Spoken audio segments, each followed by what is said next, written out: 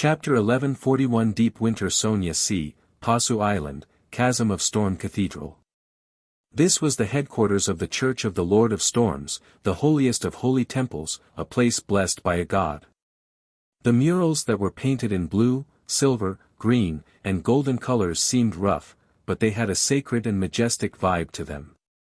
Coupled with the dome that stood at a height with an excess of 100 meters, it made all who stood there feel how puny they were. It made one unable to resist bowing their head. Alger Wilson had already undergone the ritual and had truly become a Sequence 5 ocean songster. At this moment, he had come here with the same batch of recently advanced Beyonders, awaiting the preaching of Pontiff Guard II. Indeed, it's really easy to lose control when consuming excess potions. I've already digested all the past potions, but I nearly succumbed this time. After I leave Pasu Island, I'll borrow the unshadowed crucifix from the sun and purge the excess characteristic. Read more chapters at Ist novel. This can both be exchanged for money, and it can also be used to secretly nurture some Beyonders who are loyal to me. Alger used the reflection of the blue stone tiles on the ground to see that his hair had darkened and thickened. At this moment, the sound of a booming musical instrument exploded in the hearts of every Beyonder, spreading extreme fear. Pontiff Guard II walked out with a scepter in hand, went up a dais, and faced the crowd. He said in a deep, rumbling voice, "Congratulations, everyone. You are one step closer to the Lord." He was wearing a papal tiara with sapphires, emeralds, and other gems. He wore a dark blue robe that was nearly black. On top of it was silver and gold silk embroidered with symbols of lightning, storms, and oceans.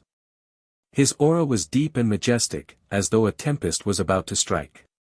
This grounded angel, the spokesperson of the Lord of Storms, was a middle-aged man who looked to be in his 40s. However, everyone knew that Guard II had been helming the Council of Cardinals for nearly a century. As a blessed of the gods, this level of longevity wasn't strange in the eyes of the believers. It was normal to not have anything to fear. Upon hearing the pontiff's praise, Alger didn't have any thoughts. He clenched his right fist and struck his left breast, shouting, "Holy Lord of Storms." In the next 15 minutes, they quietly listened to Guard II's preachings. After completing this process, Alger received his mission from a high-ranking deacon. He was to head to Sonia Island and lay an ambush in the surrounding waters, in search for opportunities to attack the port, or supply ships and Faisak merchant ships. Backlund, Empress Borough, inside the Hall family's luxurious mansion. Just as Audrey put on her blue cloak in preparation to bring her golden retriever, Susie, her maidservant, Annie, and the others to the Lone Charity Bursary Foundation at Phelps Street, she saw her father, Earl Hall, enter through the main door. "Father, good morning. Did you not come home last night?" Audrey looked him up and down in puzzlement. "You could tell." Earl Hall stroked his lovely mustache and asked with a smile. Realizing that her father was in a good mood, Audrey turned her green eyes and said with a faint smile, "Your coat reeks of cigarettes. It implies that you haven't taken it off for some time. Not to mention that's an outdoor set of clothing." Apart from this, there were many other details that could lead to the same conclusion, but Audrey deliberately didn't mention it. As Earl Hall took off his coat and handed it to his valet, he chuckled and said, "Not bad at all. You're very observant. It looks like your work at the Bursary Foundation has greatly benefited you." "I was at the Prime Minister's the entire night, waiting for news." Having said that, Earl Hall sighed and said, "Winter County Mid-Seashire's front line has once again repelled the Faisation attack. With the onset of the harsh winter, we can finally catch our breaths." Audrey blinked, perfectly expressing her surprise. Earl Hall immediately smiled. "I understand your puzzlement. The newspaper only mentions what we want the people to know. The defense lines at the Amantha Mountain Range and the various cities along Mid-Seashire's coast aren't as robust as you think. In the first round of the attacks, our fleet and soldiers suffered a tremendous loss. In order to not cause any panic, we announced that there were wins on both sides. We also made all the large shipyards and factories work like mad to contribute to the war machine. In this period of time, the two lines were almost breached several times. Many critical areas were lost and recovered. These repeated seesaws was apparently a human meat grinder. Luckily, we finally lasted to this point. This winter will be the turning point of the war. Actually, I know. The number of people who died, went missing, and the casualty numbers might be concealed, but it still presents quite a few problems. Besides, winter might not necessarily be a good thing. Faceaxe weather warlocks are very good at using such situations. Audrey's heart sank as she hurriedly controlled her emotions and smiled. That's great. I hope we can quickly have peace restored. Earl Hall was taken aback as he said, His Majesty plans to give a speech to everyone in the kingdom on Saturday and tell them that we will prevail. When the time comes, the cities and villages will be gathered at their respective squares. The latest technology will be used to allow everyone to hear his speech. The latest technology. Gather the entire kingdom in various squares to listen to the king's speech. Audrey suddenly thought of Mr. World's reminder and decided to inform him of this matter. Organize a large number of people to listen to a speech. This must be the corresponding ritual, right? George III is about to hold the Black Emperor ritual. After receiving the latest news from Miss Justice, Klein returned to the real world with a solemn expression. He paced back and forth in the rental apartment and didn't delay any further. He took out a pen and paper and quickly wrote, I've already gathered the Beyonder blood of 20 pathways. I'm just short of assassin and criminal. George III will be holding a speech for most of the kingdom's citizens this Saturday. You should know what this might mean. In addition, I need the ritual to communicate with Mr. Dorr. After folding the letter and getting Rionette Tinker to send it out, Klein slowly exhaled as he couldn't help but think of all sorts of thoughts. The Demonist's blood shouldn't be a problem. Trissy seems very determined to foil George Ill's scheme. I can reveal something to Queen Mystic, that I'm able to enter the secret mausoleum. Although her main goal is to revive the Emperor and she is unwilling to make an enemy out of George III, the Emperor might not be able to return if George III succeeds. I'm waiting for the chief of the City of Silver to return to provide the Devil's blood. The hunting team that he led has set off for more than 10 days. They should be returning soon. In theory, there's still time. There's no problem. If not, I'll use the two contingencies. First, I'll use the Blatherer's aura to replace the blood. Second, I'll summon the devils that I've encountered in the past from the historical void and extract their blood, in a room in the Backlund Bridge area that didn't look anything special. The lustrous black-haired Trissy reached out and retrieved a letter from the mirror. She opened it and her brows gradually frowned. It was especially endearing. Is it finally happening? Trissy's expression changed a few times. She seemed hesitant, resistant, afraid, and confused. Finally, she smiled and muttered in a twisted voice, I've killed so many people and caused so many tragedies.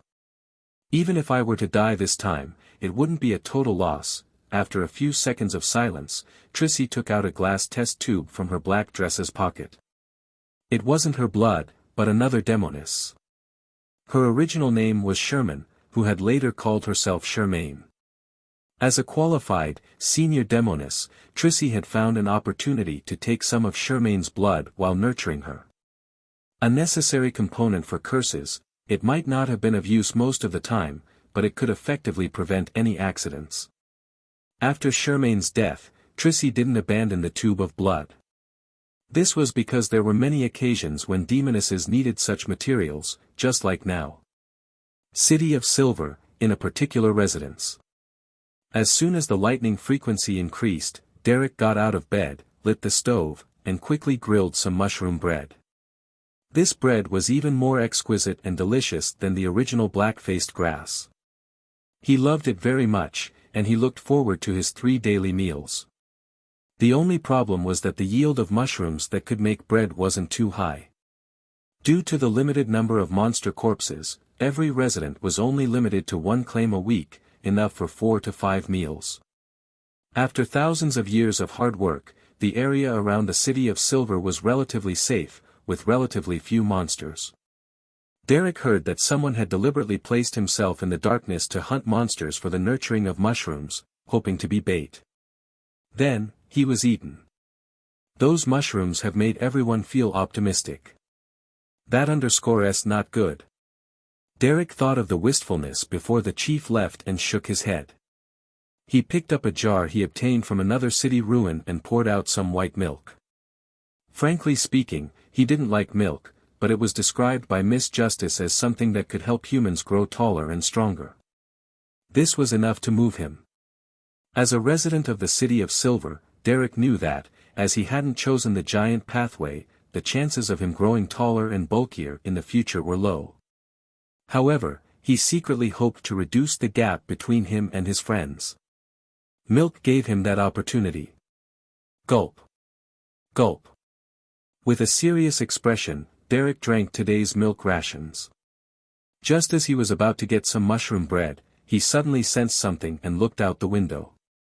A person grew out of the shadows outside the door and said from afar, "Derek, the chief wants me to give you this bottle of blood." The chief is back. Derek suddenly stood up and said, "All right, thank you." The moment he finished speaking, he saw the shadow in the gap come alive, pushing out a small metal bottle. Derek knew very well that it contained the devil blood that Mr. World wanted. After removing the paper angel wrapping the ceramic jar, Klein poured the bottle of devil's blood into it, and he stirred it with a glass stick he conjured for some time. "Phew, I've finally gathered everything." He looked for a few seconds and sighed. This way, he still had enough time to prepare before George III's ceremony. As for whether the assassin and devil blood had enough time to be rid of the connection with its original host, he wasn't concerned, as he had confirmed that the original owners of the two sets of blood were dead. He divined the origins of the assassin blood to figure out if it belonged to Demoness Trissy. If it did, he considered leaving some and smearing it on the surface of Grozel's travels after everything was over. He was left in disappointment, but he wasn't surprised. He had long realized that Trissy was as cautious as he was. The Demoness pathway also has the instigator sequence. It requires a high level of intelligence. Yes, the instigator and conspirer potions should have the effect of increasing one's intelligence. Otherwise, Danet's future would be bleak. As he thought, he threw the ceramic jar into the junk pile. He then returned to the real world and began to browse through the detailed ritual Trissy had provided. This was a ritual that could help him speak to Mr. Door during the full moon. A total of 9 gems. "Isn't this too extravagant?" he casually muttered as he read it. As a tycoon who had donated quite a bit of money, he still had nearly £30,000 in liquid assets, £14,000 in cash, £15,000 worth of gold bars, £35 of gold coins, and some change. It wasn't that he couldn't afford gems, but it was too wasteful. After thinking for more than 10 seconds, he decided to try using the images in the historical void as stand-ins. After all, he had no intention of pleasing Mr. Door. Once the ritual ended and the gems disappeared, Mr. Door wouldn't be able to do anything to him. "If it doesn't work, I'll consider purchasing it at the jewelry store." Klein stood up and set up a ritual in the room outside the rental flat. After finishing his other preparations, he stretched out his right hand and slowly and heavily grabbed at the thin air in front of him. He pulled out an ancient brass key from the air. This was the key tool to summon Mr. Door, the master key. Right after that, Klein grabbed at the air in front of him solemnly again and pulled out an object from thin air. The item emitted a tranquil glow that was in the shape of the full moon. Embedded around it were a row of scarlet gems. In the middle was a symbol representing the moon and many mysterious patterns. Scarlet Lunar Corona. It was the scarlet lunar corona that currently belonged to Sharon. It could create the effects of a full moon, allowing the person holding the master key to hear Mr. Door's ravings. If he only wanted to hear what Mr. Door was shouting, this would have been sufficient. There was no need to hold any more rituals, but his goal was to speak to the King of Angels. Therefore, he had to follow the procedure. After placing the master key and the scarlet lunar corona on the altar, he recalled for a moment and reached out his right hand again, pulling out a handful from thin air. This time, he took out a gorgeous necklace made studded with diamonds and jadeite. My experiences as Dwayne Dantes are rather useful after all. Otherwise, how could I have come into contact with so many female members of high society and dance with them, allowing me to see accessories of different styles and materials? And without such close proximity for observation, how could I easily summon the corresponding historical void images? This can last 15 minutes. That's enough. Having met his simple goal, Klein sighed in satisfaction. Then, he continued to extend his right hand, preparing to gather the 9 gems he needed from the ladies and madams he knew in the past. In a second, his hand stopped in mid-air and his expression turned odd. I forgot that I can only maintain 3 historical void images. What should I do? Swap this necklace and find an accessory that has at least 9 gems? Let me think about whether I've seen anything like that before. Yes, I can use dream divination to recall. This. Is dream divination meant for times like this? Seer and scholar of yore are quite compatible after all. Well, this is also an extreme form of magic. Amidst his thoughts, Klein was just about to find a chair and do the divination when he suddenly frowned. He realized that something was amiss. Under normal circumstances, it was impossible for him to forget that he could only summon 3 historical void images at the same time. This is a subtle warning from my spirituality. Looking at the master key and the scarlet lunar corona on the altar, he waved his right hand gently, causing them to vanish. Then, he took 4 steps counterclockwise and recited the honorific name. He went above the gray fog and sat at the seat belonging to the fool. He conjured a pen and paper and carefully wrote, "Speaking to Mr. Dorr now is dangerous." This divination was clearly directed at Mr. Dorr, so Klein was bound to suffer a certain backlash effect. However, he had already obtained basic ownership over Sapphira Castle, allowing him to use the power of an angel, so he believed that he could withstand Mr. Dorr. After all, he was exiled and sealed. He removed the spirit pendulum on his left wrist and held it with his left hand, allowing it to hang over the surface of the paper. He closed his eyes and recited the divination statement 7 times in a high-strung manner. Without a sound, a shadow suddenly flashed across his mind. It seemed to completely screen his spiritual perception. He hurriedly opened his eyes and saw that the topaz pendant had shattered into powder. After my initial grasp of Sapphira Castle, some divinations are more concealed. It won't cause any accidents. Yes, is it because my safety is involved in the matter that this has happened, or is it because the gap between me and Mr. Dorr has been narrowed to a certain extent? Of course, this is referring to the Mr. Dorr who is in a sealed state. Or perhaps, the effects of the two combined. The present result shows that speaking to Mr. Dorr holds untenable danger. Why though? Klein frowned, unable to come up with any effective speculations or reasonable explanations. After a while, he leaned back against the high-backed chair and shook his head with a sigh. He gave up on his original plan. I can only make more preparations in other areas. With his left hand pressed down, the topaz pendant instantly recovered. After all, it was only a projection above the gray fog. Because of the changes in the divination earlier, Klein made some connections. Perhaps prying into the secrets of the twisted and translucent maggots on the main peak of the Hornacis mountain range might not be as dangerous as before. That's highly likely to be a sequence 1 angel of the Antigonus family. It might even be the half-fool that Leonard mentioned to me. If my prying can hold on for a while longer, I can directly discern the formulas of the sequence 2 miracle invoker or sequence 1 attendant of mysteries. There's only one chance. I don't know what sort of developments would happen when dealing with a crazy monster. I'll wait till I'm completely accustomed to the scholar of your potion before making the attempt. Klein rubbed his temples before disappearing from above the gray fog. After returning to the real world, he wasn't in a hurry to clean up the altar. Instead, he sat down and seriously considered what other abnormal preparations he could make. The so-called normal ones were, meeting Queen Mystic once to discuss the details of the cooperation, give Lula Septon, Rionette Tinker, Palez Zoroast more gifts, pray to the Evernight Goddess and increase the chances of summoning the ascetic, Ariana's historical void image, familiarizing himself with the core powers of Scholar of Yore. As for the abnormal ones, it was purely based on Klein's own imagination. After some thought, Klein's expression turned solemn. He frowned slightly and reached out his right hand to grab the air. This time, he didn't drag anything out.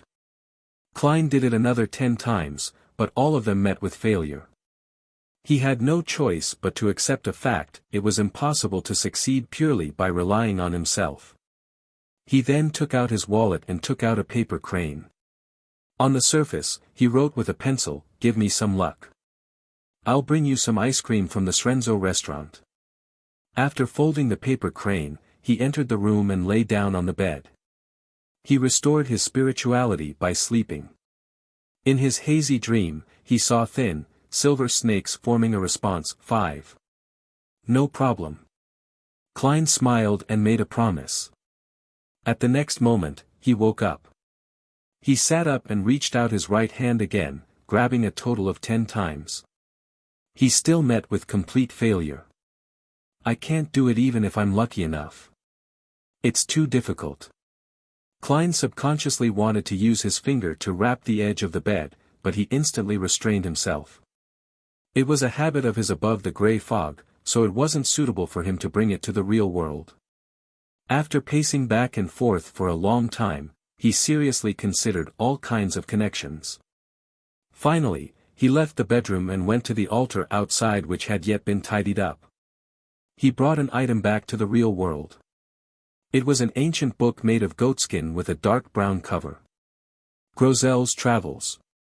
Picking up the book, he took a deep breath, half-closed his eyes as if sensing something.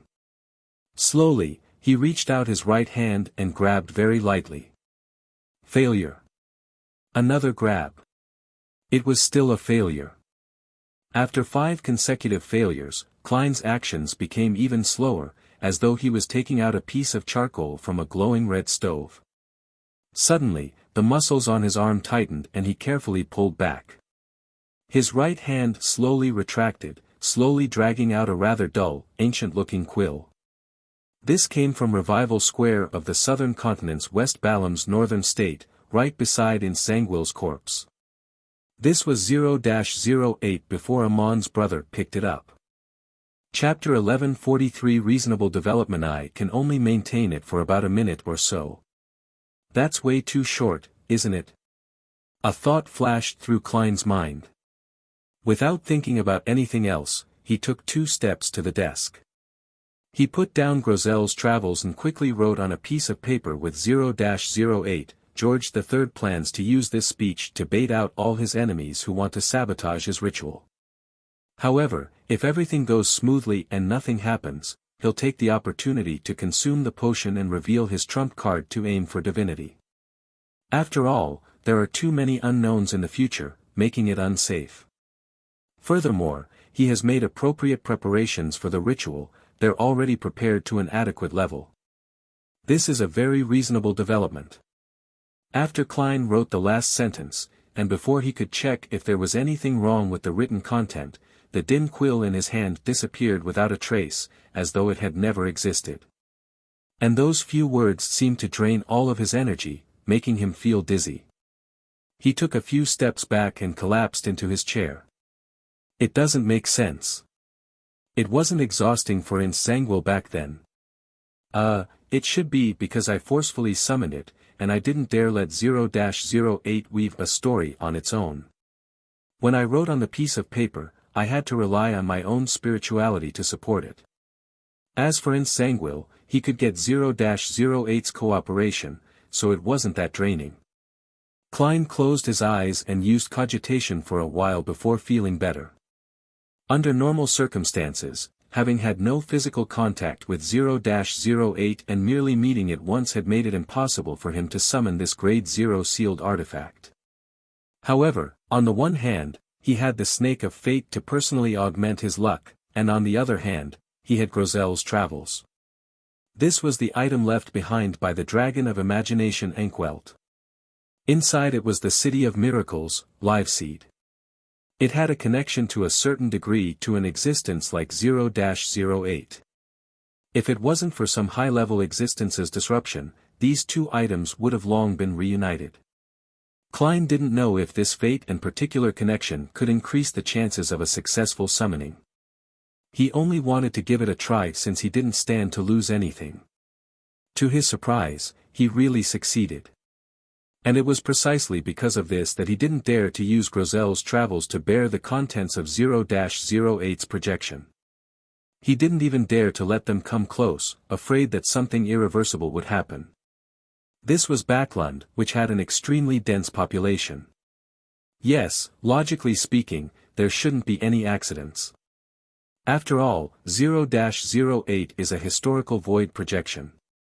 It's fake. Grozel's Travels was conjured by the Dragon of Imagination, and it's also fake. A fake combination can't be real in any way. They lack the foundation of a beyonder characteristic. I can go back to the uninhabited Reef Island to test it. Klein rubbed his temples and returned to the desk. There, he began reading what he had just written. He didn't directly write that George III would be unsuccessful in his advancement and die on the spot. He believed that if he interfered with a sequence 1 angel, the projection of 0-08 wouldn't be able to be so direct. He had to be more tactful.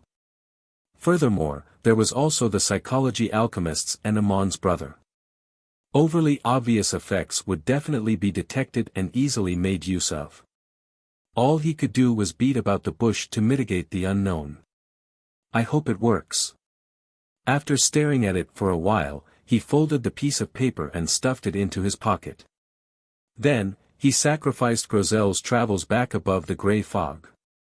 After doing all of this, Klein began to consider another problem. It was when he would head out to buy some ice cream for Wulaseptin. Backlund has Zeradal, and it's very possible that Amon is there. If I head out too frequently, we might run into each other. It's a little dangerous. Why don't I summon some ice cream for Will from the historical void? It's very real when eating it, and it'll disappear in 15 minutes. There's no need to worry about gaining weight at all. It's just splendid. Klein couldn't help but mumble inwardly. In the end, he decided to change his clothes and leave the house because he had to keep his promise. Saturday morning, the sky was gray and misty. It made one feel inexplicably stifled.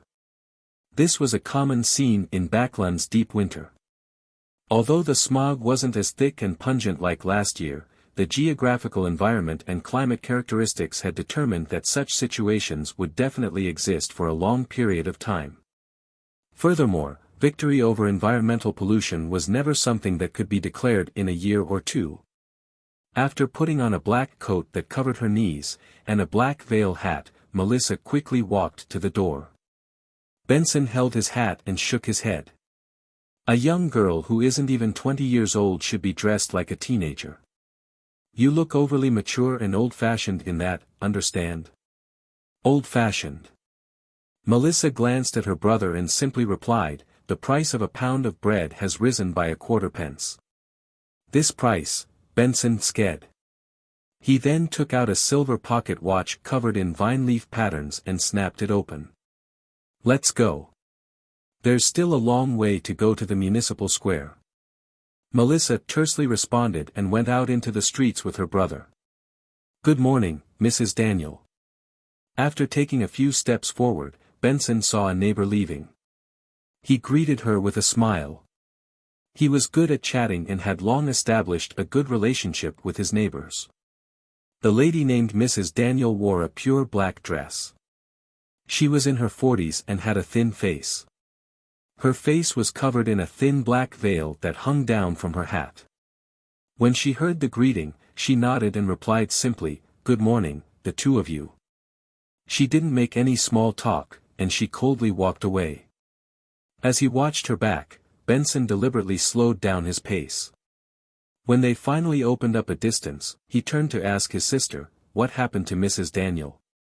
"I've been too busy recently, so I haven't visited the neighbors in a long time." Melissa pursed her lips and said, "Mrs. Daniel's eldest son was confirmed to have died on the front line at the Amantha Mountain Range. News from yesterday.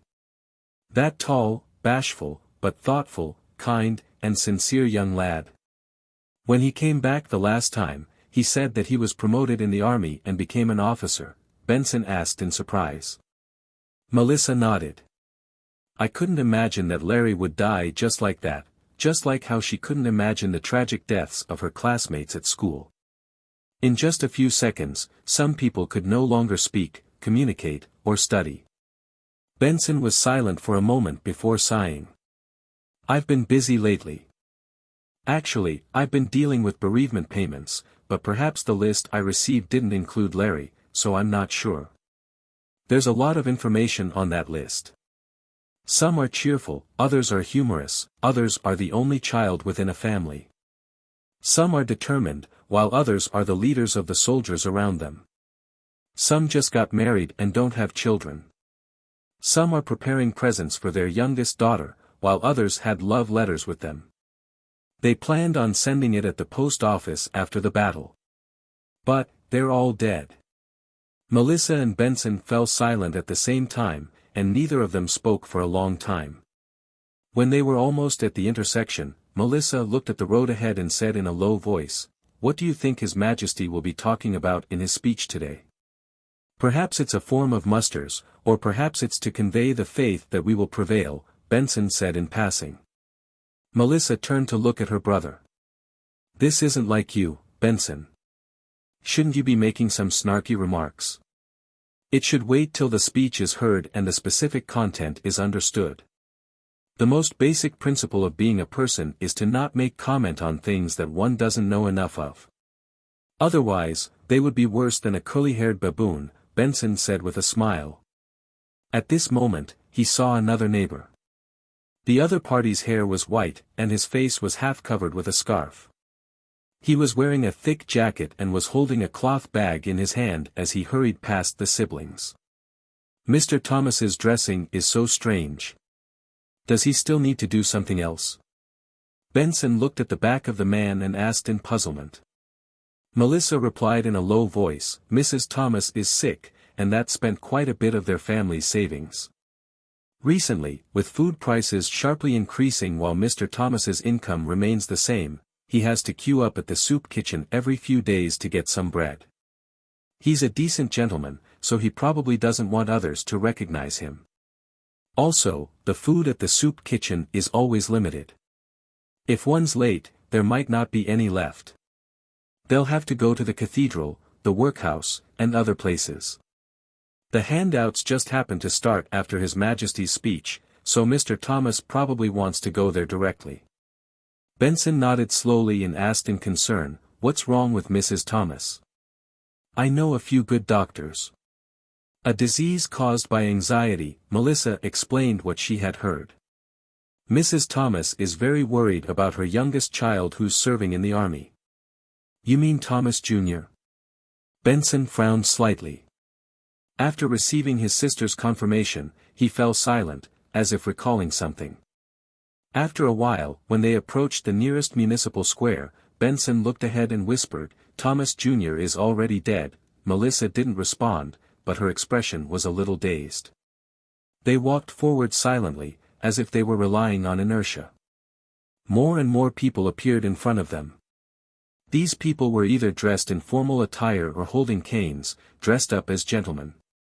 Otherwise, they were dressed in blue, green, yellow, and red-colored skirts, sweaters and leather jackets matched with pants, or dark-colored petticoats.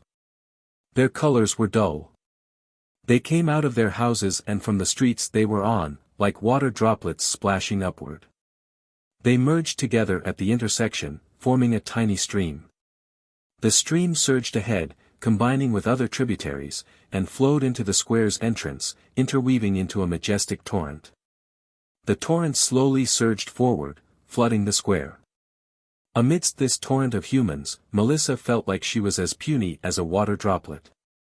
Chapter 1144. Narrowly due to the fact that they had arrived early, the seats that Melissa and Benson could choose from weren't too bad. They could directly see something strange on the grayish-white stone pillars in the middle of the square. Its two heads dramatically differed in size and were painted with dark blue paint. It was connected to some cables. At the foot of the object was a troop of soldiers in red shirts and white pants. They were carrying grayish-white metal backpacks, as well as complicated structures and small-caliber rifles. They were watching their surroundings in high alert. As more and more citizens gathered, the square began bustling with activity. At 9 o'clock sharp, the strange object on the stone pillar suddenly produced sizzling sounds. Finally, it changed into a deep and thick voice. "Ladies and gentlemen, I'm your emperor, ruler of Lone, East Balam, and Worsted Archipelago, George Augustus III. That thing can talk. It's using the principles behind the telegram." Melissa's eyes widened as her attention shifted from the speech to the strange thing. "Ladies and gentlemen, I'm your emperor, ruler of Lone, East Balam, and Worsted Archipelago, George Augustus III." At Memorial Square in Westboro, Audrey accompanied her father, mother, and elder brother near the platform. She looked at the king in his formal attire as she attentively listened to his speech. As she knew in advance what George III would be focusing on today, and the mood that would be created, Audrey didn't wear anything that she was fond of. Be it the colors or style, they were nothing a girl would wear. It was the same as the Earl's wife, Caitlin. The dress was simple and conservative. It was black in color without any traces of accessories. "I'm very happy but also feel heavy-hearted to tell everyone that we've finally stopped the first stage of the Phaeacian attacks. We've foiled their plans of annihilating Lone within 3 months, but many outstanding young people have already died at the front lines and died in this war. They had a better future ahead of them. They should have accompanied their parents in growing up, aging together with their spouses, and allowing their children to grow up in a loving environment and have a good childhood. The Phaeacians have destroyed everything." Knowing why this war had started, Audrey wasn't incited by the king's speech. She only felt that he definitely had talent in inciting drama. She heard slight sobbing sounds coming from the crowd around her. She could feel the sadness rising bit by bit as they intertwined and brewed. Her eyes reddened uncontrollably. The king's speech was very fake, but the sorrow of the people was real. In particular, Audrey had seen many family members who had been killed, having helped those who had lost their children, husbands, and father overnight. This is a great resonance of emotions, the best place to consume the manipulator potion. Audrey suddenly came to a realization, but she was unable to make use of it because, not only had she not digested the Dreamwalker potion, but she had yet to provide enough contributions to Mr. World. She slowly took a deep breath and controlled her emotions. She shifted her gaze away from King George III and let her thoughts wander. Mr. World is very concerned about today's speech. I wonder how he's going to exploit this. I hope it won't lead to a serious accident. That thing called a radio broadcast is based on the principles of wireless radio transmission. Mr. World mentioned that certain factions at sea have already put such technology to use. Compared to the sea, which is constantly affected by storms, something like this is clearly more suitable for use on land. As the thoughts flashed through her mind, the stern and old-fashioned George III finished the first part of his speech and solemnly said, "Let us mourn for our heroes here. Ladies and gentlemen, recite this together with me in your hearts. In the name of Emperor George III, I wish for the dead heroes to be at peace. I hope they will become eternal in the kingdom of the deity they believe in." This sentence carried an indescribable sense of dignity, making everyone, including Audrey, involuntarily lower their heads, clasp their hands, and silently recite, "In the name of Emperor George III, in the name of Emperor George III." On the other side of Memorial Square, Klein, who was wearing a black coat and an ordinary face, stood and prayed with the crowd around him at the same time. He appeared completely normal. After 3 minutes of silence, He used an avian marionette standing on the roof of a nearby building to carefully observe George III's every move in an attempt to find a sign that the king was about to quietly leave and enter the mausoleum to consume the potion.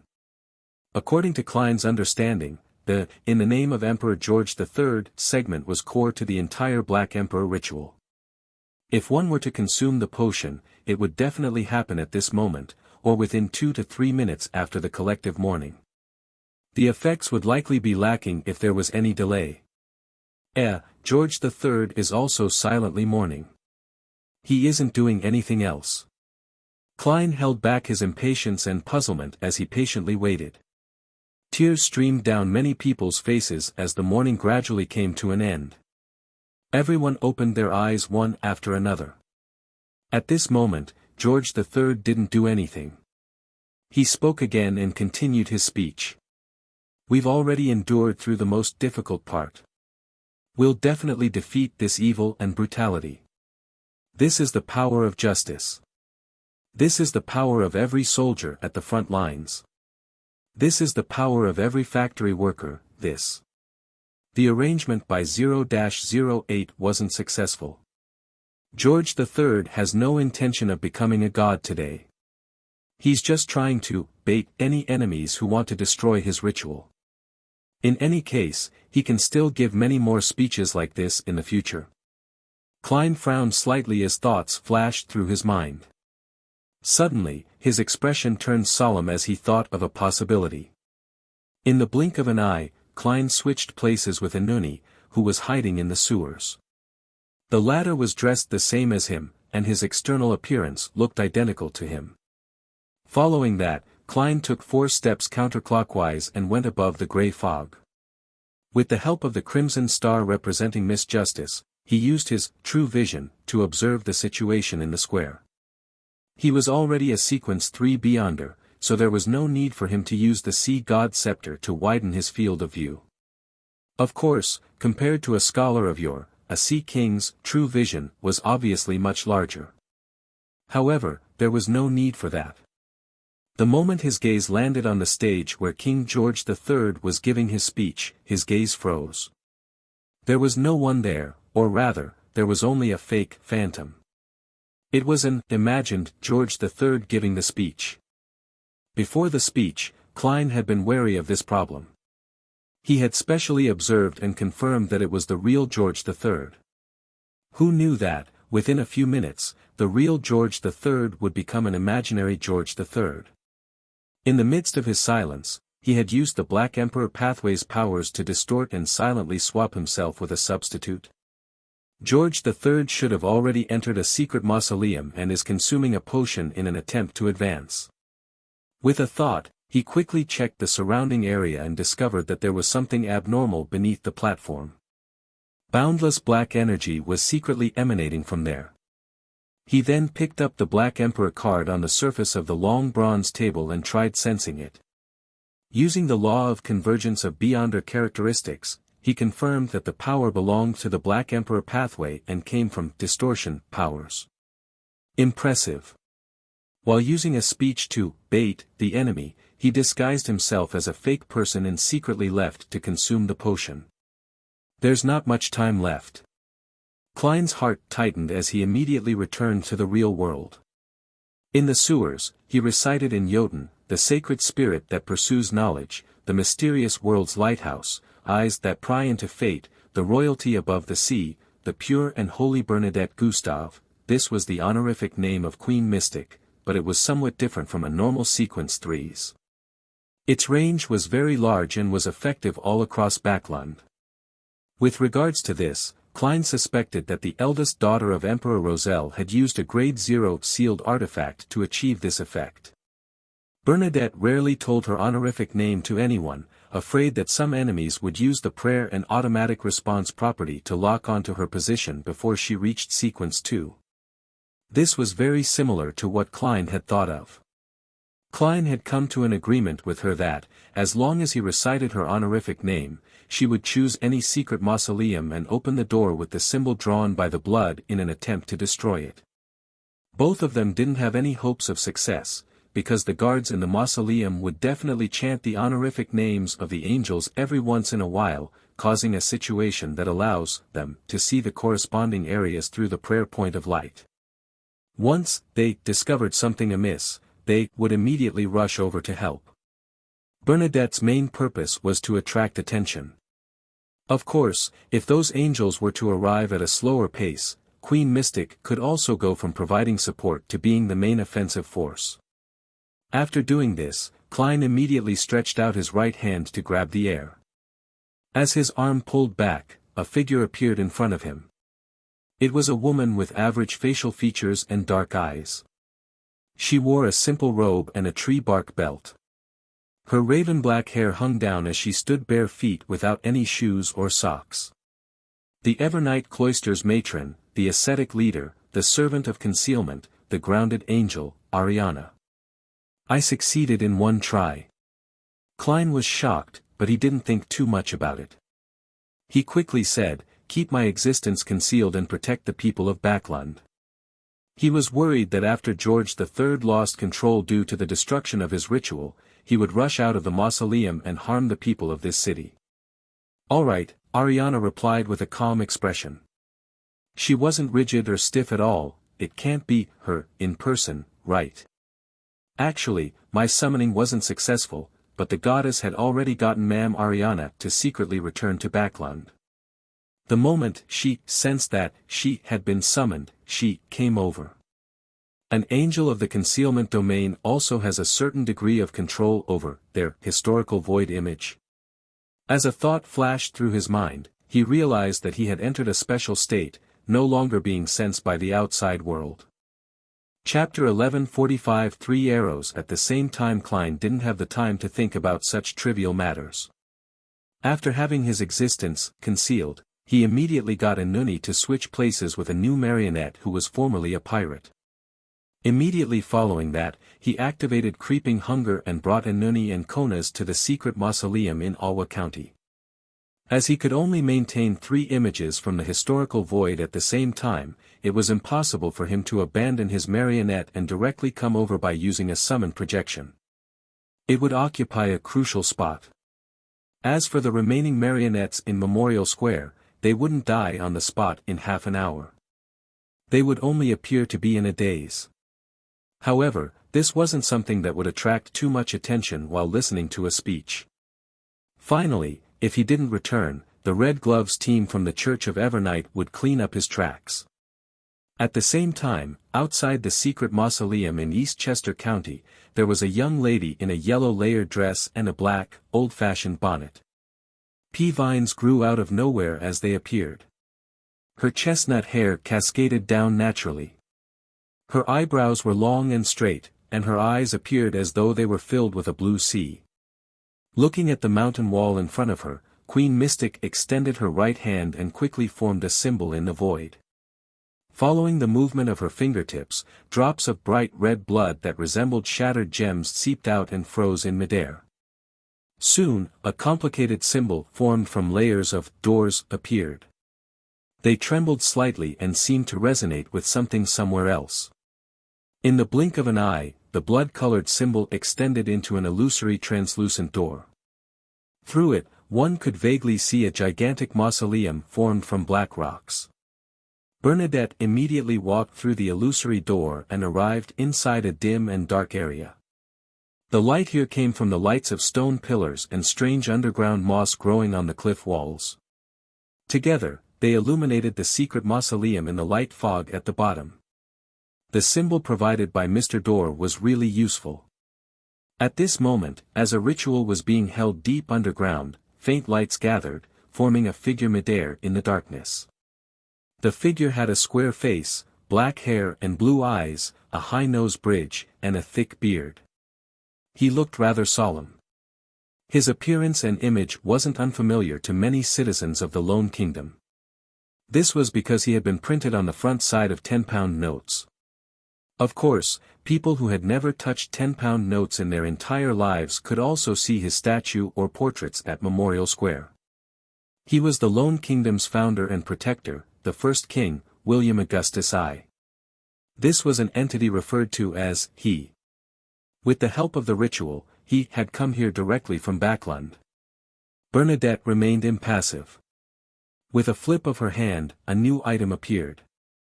The item was golden in color, like a miniaturized water flask. However, a candlewick extended out from the mouth of the flask.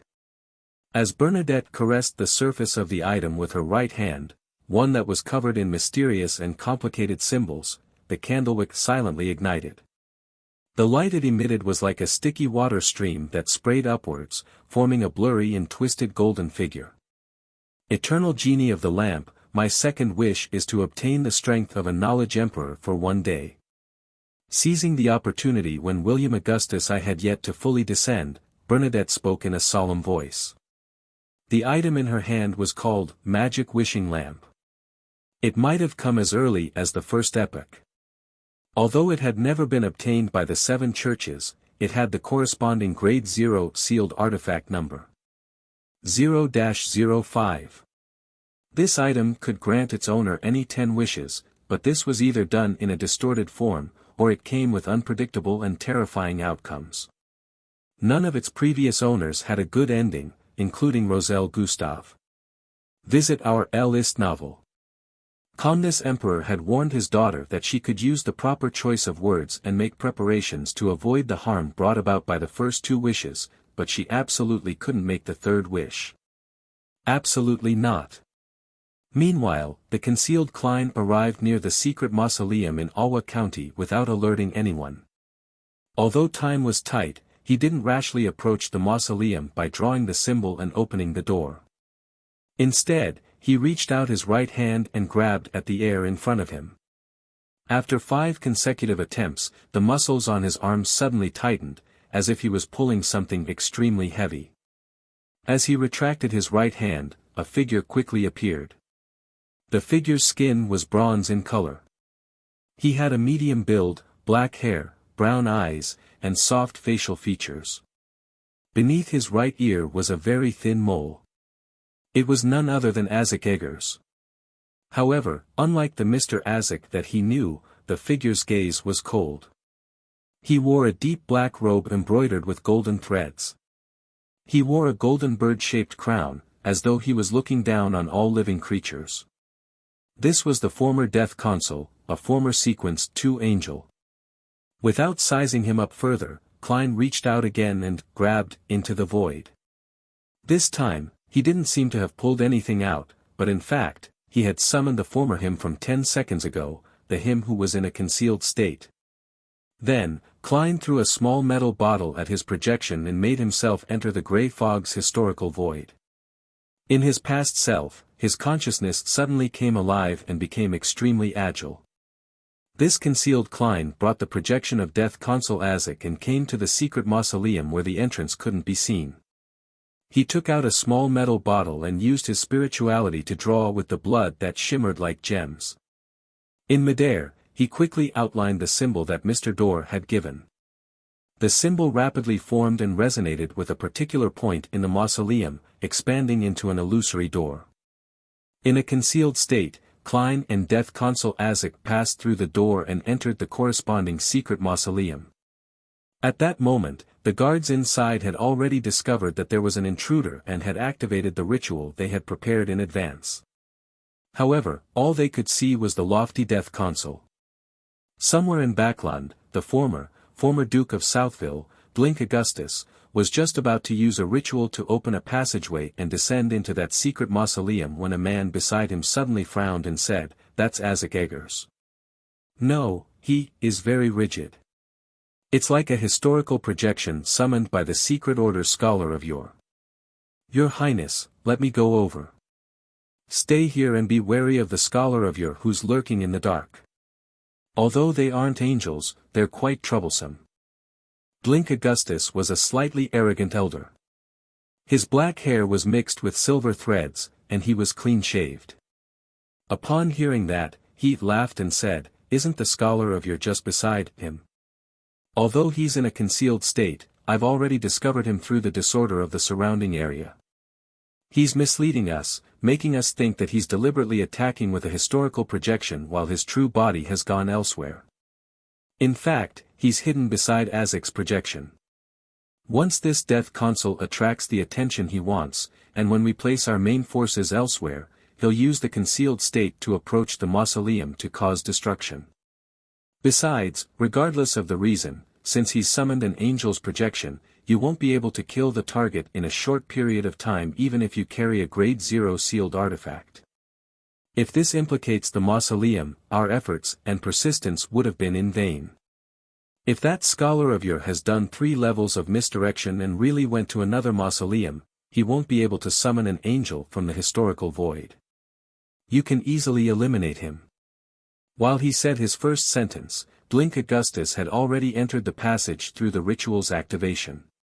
The rest of his words were spoken by the phantoms that he had left behind. Inside the secret mausoleum in Alwa County, Azek Eggers scanned the area with an indifferent expression. His body suddenly swelled and transformed into a giant serpent that covered the area above the mausoleum. This giant serpent was both illusory and real, as though it was formed by something incomprehensible to humans.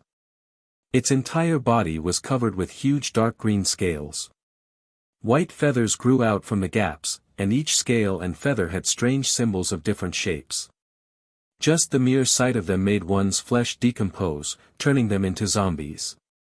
This was Quetzalcoatl, the serpent spoken of in southern continent myth. His eye sockets were burning with pale white flames as an exaggerated, thick pair of wings spread from his back. Amidst the howling wind, the feathered serpent in midair lunged forward with its upper body and spat out a pale white flame that covered the entire mausoleum. Mr. Azek's historical void projection is definitely much weaker than before, but it's still very powerful. As expected of the biological son of death, the consul of the Balam Empire. Although the concealed Klein had done a summoning experiment previously at sea, he never expected that Azek's projection would be so powerful. At that moment, points of faint, gloomy glows flew out of the mausoleum, putting an end to the tidal-like pale white flame's advancement. Following that, they formed a figure. It was none other than the Sequence 2 balancer, Blink Augustus. The moment the concealed Klein saw him, he suddenly turned rigid and stiff. He began acting based on instinct, a result of him returning to the historical void and being outside the secret mausoleum. Then, he teleported to a secret mausoleum under the Tussock River and took out another small metal bottle. In a concealed state, he used his spirituality to draw the blood out to outline the symbol. A few seconds later, the symbol resonated and turned into a door. With his marionettes, Konas and Inuni, he walked in. Of course, in the river and forest outside, he still had marionettes he just converted. A figure appeared near the ruins number 1 in the outskirts of Backlund. Her raven hair was radiant, and her face was slightly round. She looked beautiful, with a hint of sweetness and an outstanding bearing. She was none other than Demonis Trissi. After Trissi approached ruins number 1, she also took out a small metal bottle and drew the symbol provided by Mr. Door with the blood. An illusory door rapidly took shape. As she passed through the illusory door, Trissi hid herself and jumped down from the cliff at the entrance, towards the dark valley below. The secret mausoleum that originated from Blood Emperor Tudor was hidden here. During the descent, Trissi's body was as light as a feather. She lost most of her weight, but her speed was in no way slow. None of the remaining guards noticed that she had sneaked in. Just as Trissi was approaching her target, she heard a voice say, "Concealment is prohibited here." Trissi's figure instantly appeared out of nowhere. And in the area above the towering mausoleum in the dark valley, there was a man who had appeared at some point in time. This man had a long, rectangular face with a white hairband on his head. He had a mustache that curled up around his mouth, and his brows were extremely thick, setting off his relatively large eyes. He was dressed in formal attire and wore a cloak. The tips of his shoes were extremely long, and his attire didn't seem to match the times. He was the demigod who supported George III, Prince Grove. On the head of this Sequence 3 Chaos Hunter, there was a crown made of thorns. Pure light constantly gathered into the crown, interweaving into a sea. Sealed Artifact 0 to 36. Klein swam beneath the tussock river when an image suddenly appeared in his mind just as he led his marionette, Konas and Inuni, through the illusory door. A black cathedral stood in front of them with its spacious door opened, revealing a man in a pair of dungarees, a gentleman in a formal suit and top hat, a lady with frilly designs along her sleeves, and a lady whose dress formed flowers with laces. They were suspended in midair, motionless. Caw! Caw! Caw! Black ravens circled the top of the cathedral, letting out heart-stopping cries. Without making any guesses, Klein felt like he had fallen into a crack on a frozen lake. His body turned cold as his hair stood on end. Countless thoughts surged in his mind as they collectively shouted out a name, Zeradal. In the blink of an eye, Klein instinctively made a decision. He planned to switch locations with his marionettes from the outside world, and directly leave the cathedral in front of him. Clearly, he had encountered a miracle. He didn't enter George III's secret mausoleum after passing through the illusory door. Instead, he had come to a baffling place. In the next second, he discovered that the spirit-body threads that were connected to his marionettes had been severed. They were rapidly floating upwards towards the interior of the pitch-black cathedral. If it wasn't for his intuition that exceeded his own level, allowing him to detect danger ahead of time, he definitely wouldn't have been able to react in time. He definitely would have been hung up and become a member of the marionettes. He didn't have time to think too much about it. He quickly controlled his spirit-body threads and collected them all, connecting them to himself, forming one circle after another. This allowed him to temporarily extricate himself from the danger, but it also made him lose his marionettes, Konas, and Inuni, in just a second. The two marionettes' necks suddenly tightened as they were lifted up by an invisible hand before being hung up in the cathedral's interior. Together with the original corpses, they swayed in the wind and produced voices that were different but said the exact same thing, "Welcome back." In Memorial Square, the imagined King George III was still giving a speech. "I will further lower the wealth requirements needed for election eligibility. I will hand over even more rights to the House of Commons." Although the people didn't understand why there was such a development in the speech, it sounded good to them. "These are all bills that have been approved by the House of Lords, but there's no need to tell the public during this speech. It's like the king is emphasizing that he will definitely follow these bills in the future." Audrey was puzzled, but she couldn't come up with a convincing explanation. In the dark and majestic secret ruins number 1 in the outskirts of Backland, the real George III had already worn a black crown and consumed the potion. His body was transforming towards the shadow of order, extending in a magical state. As for the 9 mausoleums, they were the islands in the sea of nothingness. They were the components of his entire rule. As for the people who were chanting Emperor George III, at the same time during the ritual, there were like countless numbers of lighthouses. Together, they anchored this ruler of Lone, East Balam, and the Rorstad archipelago, making him completely transcend reality and become a part of the shadow of order. During this process, George III's thoughts wandered uncontrollably as though they were being torn apart. "The Secret Order's Zeradal actually contacted me directly, hoping to provide me with help. He said that he saw some of Gehrman Sparrow's thoughts from the Capim case, the attack on Ailment Maiden, the silencing of Crazy Captain, and Konas Kilgore's disappearance. And his divination results made him cooperate with me, offering to help me guard a mausoleum. There, he waited for Gehrman Sparrow to take the initiative to walk to him, because of his own goals and the law of convergence of beyonder characteristics. He also said that the most important thing to do when dealing with a qualified demigod of the seer pathway is to be patient and determined."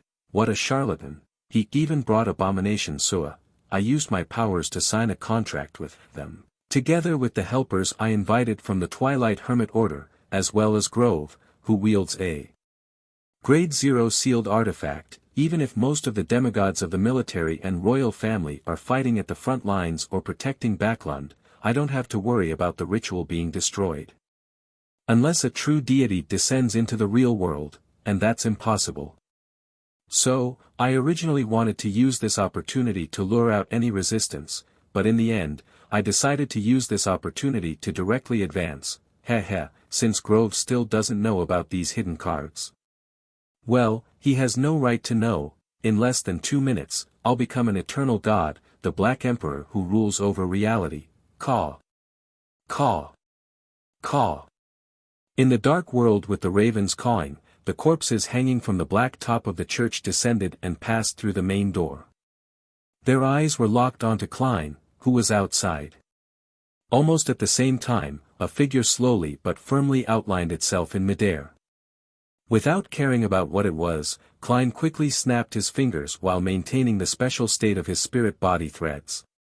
Pa! A red flame surged out from his wallet and instantly enveloped him.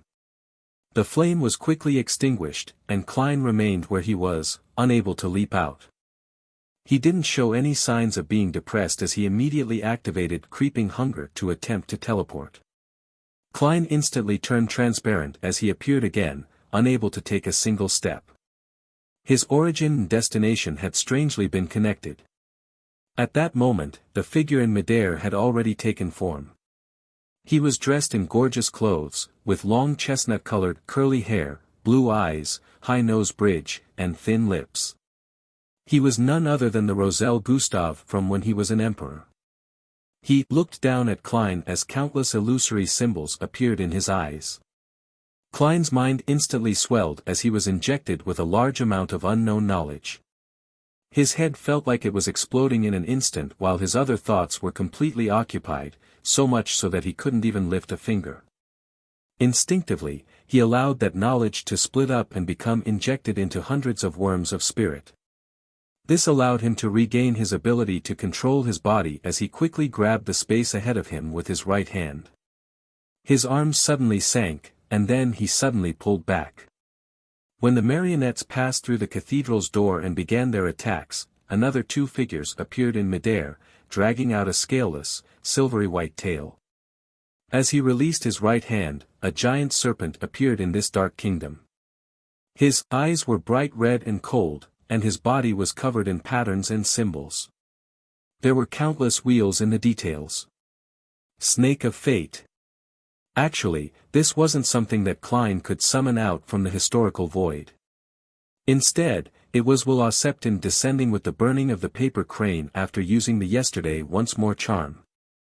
Klein had just used flaming jump moments ago to seek help from the Snake of Fate. And the reason why he wanted to grab at something was to conceal his true intentions.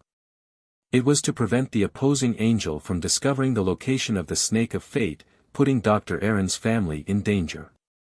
This wasn't like how he had previously dealt with Amon's avatar back then, as he had no confidence in eliminating all the clues. Therefore, he had discussed with Will in advance on how to deal with such situations. Fortunately, the intent Will Septon expressed indicated that the truth of the summoning from before hadn't been exposed. At that moment, the gigantic snake of Mercury rose up and bit its tail, turning into a mysterious and exaggerated wheel. In midair, 2 figures appeared on both sides of Roselle's projection. One of them was Queen Mystic Bernadette, whose real body was in an intense battle with Sequence 1 Hand of Order William Augustus I. The other was formed from pure light, and a pair of shining wings grew on his back. It was obviously at the level of an angel. Suddenly, the 2 angel projections that appeared quickly vanished. The attacks they directed at Klein, and the controlled marionettes, retreated back into the cathedral and were hung up again. Konas and Inuni walked out one after another. With him, they passed backward through the illusory door and left the world with resonating cawing, appearing beneath the Tussock River. Snake of Fate. Reboot. The giant serpent's figure vanished as well. Without any hesitation, Klein activated teleportation and passed through countless spirit world creatures to another secret mausoleum. He used the remaining blood to outline the symbol and opened the illusory door. This time, he entered the interior and saw a solemn and dark mausoleum. He summoned the sea god scepter and released a terrifying lightning storm, again and again, destroying the target. Then, he turned around and left the scene. Everything went so smoothly, just like a dream. Yes, a beautiful dream. Klein, who could always maintain his lucidity in dreams, had realized that he was in a real dream created by someone else the moment he entered the ruins where the secret mausoleum was. Chapter 1147 Chaos. Klein pretended not to notice the real dream. As he tried to stop his projection of the death console, he tried to summon another version of himself from the historical void to fool the guards of the Tudor ruins, allowing his body to escape the dream and sneak into the secret mausoleum to achieve his goal of destroying it. At the moment, he could only maintain 3 historical void projections. Death console Isaac Eggers was one, his self-projection in a concealed state was another. He couldn't be certain if the leader of the ascetics, Ariana, was considered one. However, to be safe, he had to disperse one of them before he made another summoning attempt. Regarding Ariana's state, apart from suspecting that she had descended in person due to her state, Klein had other theories. Perhaps the leader of the Evernight cloister had deliberately entered a concealed state after sensing that her projection from the past had been summoned while being located in the Amantha mountain range. She had vanished from the real world, allowing the projection to gain sentience. This was completely feasible, especially since the authority of concealment likely gave her a certain degree of control over her historical projections. When it came to a concealment angel like this, Klein was unable to use the feedback from Scholar of Yours maintenance of the historical projection to confirm her true situation. Therefore, he didn't make any changes, so as to prevent any accidents from happening. Just as he was about to summon his past self, the real dream silently disappeared. Everything around him returned to normal. He was standing on a cliff at the entrance. Below him was a dark and majestic mausoleum. An old man with an ordinary appearance was levitating in midair.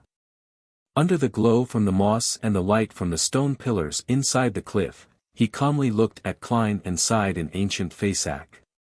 You weren't actually fooled by the dream I crafted. This old man's hair was completely white, but it was thick enough. There weren't many wrinkles on his face, and his appearance wasn't anything special. The Spectator Pathways Sequence 3 Dreamweaver. No, at least, he's not an angel. Klein tensed up and didn't respond. He immediately took out his silver adventurer's harmonica and blew into it. No sound was produced, but Rionette Tynker, who was wearing a dark and complicated long dress, walked out. One of the blonde, red-eyed heads in her hands immediately spat out a rectangular diamond-like charm. Another head chanted in ancient Hermes, yesterday. Yesterday once more. Miss Messenger was borrowing strength from her past self. Compared to a sequence 1 Snake of Fate, the power she borrowed could last longer. However, the charm didn't change at all. In midair, the elder in the grey robe gently chuckled and kindly reminded them, don't use ancient Hermes in front of me. Hermes. This is Hermes, the one who lived since the second epoch and created ancient Hermes. An angel of the Spectator Pathway. The origin of the psychology alchemists. Klein was first shocked before he realized something. Hermes was participating in the battle, so it was unlikely he had a strong desire to stop him. No, perhaps he is deliberately acting to lower our guard. Beyonders of the Spectator Pathway are the best at manipulating the hearts of others. Just as this thought flashed through his mind, Rionette Tynker's other 2 heads began chanting in Jotun and Elvish, yesterday. The rectangular diamond-like charm was instantly ignited by a transparent flame before fusing with the void. Rionette Tynker's body began to rapidly expand as the 4 heads in her hands flew up and landed on her neck. The 4 heads became illusory one after another. In an instant, Rionette Tynker transformed into a huge cloth doll that resembled a castle. She was dressed in a black Gothic dress with countless mysterious symbols and sinister vines.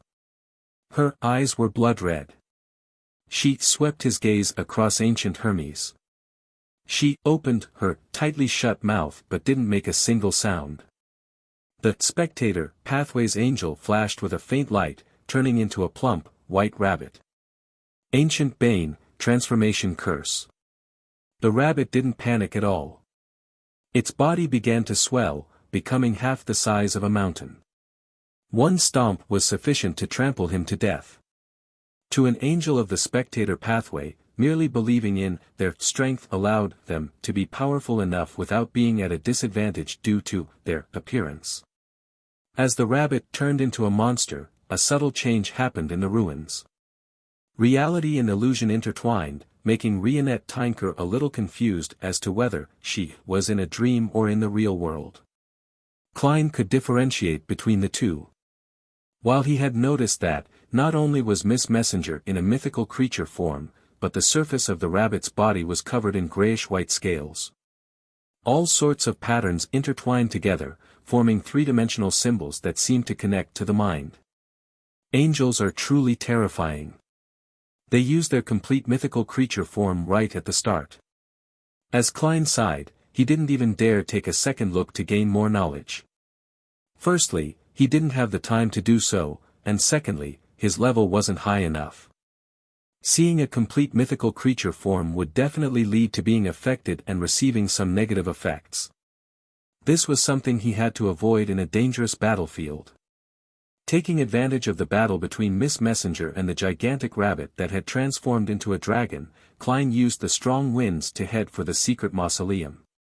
As he recited a particular honorific name in Jotun, he reached out to grab at the air.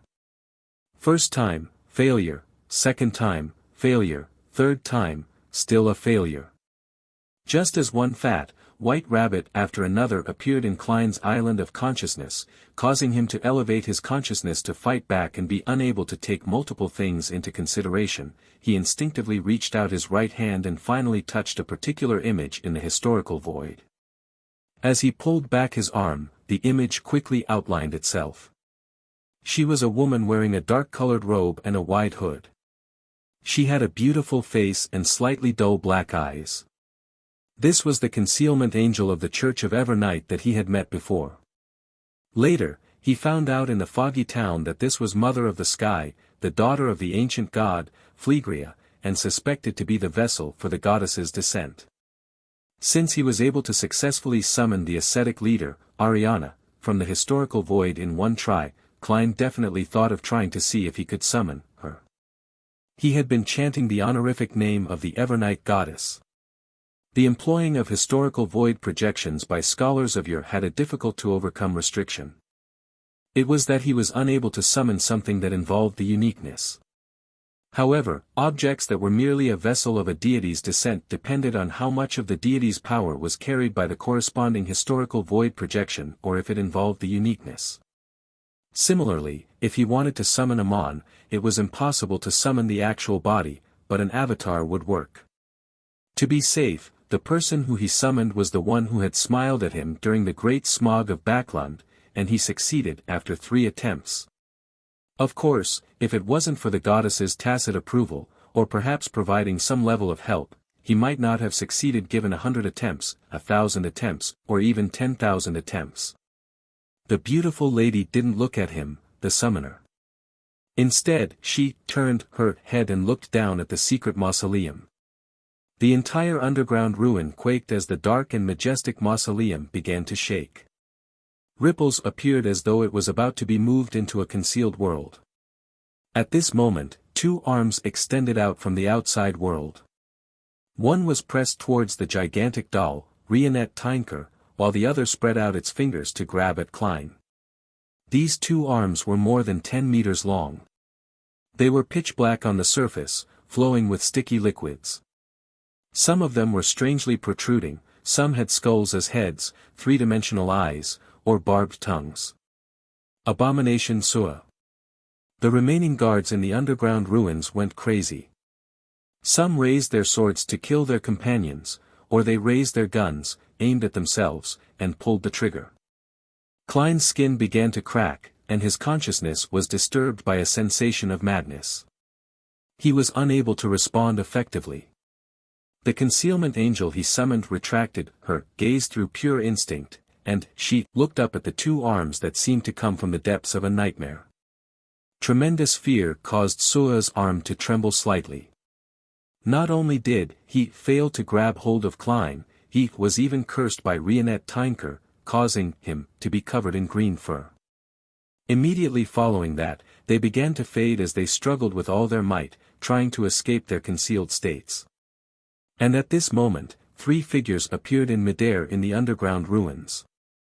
They were Emperor Roselle, the first lone king, William Augustus, and the abstract angel formed from pure light. The historical void projections summoned by Zeradal followed closely behind. With so many angels descending at the same time, just the effects from their auras alone caused the entire space to quake, not to mention the intense battle they were engaged in. In an instant, the pitch-black mausoleum shook even more vigorously. There was even an obvious crack on its surface. Klein wasn't surprised at all, because this was his last contingency plan. When the enemy was too powerful and prepared, preventing him from creating an opportunity, then it was best to draw everyone together while destroying the mausoleum, thus, creating chaos. This was the inspiration he got from the encounter outside Biome City.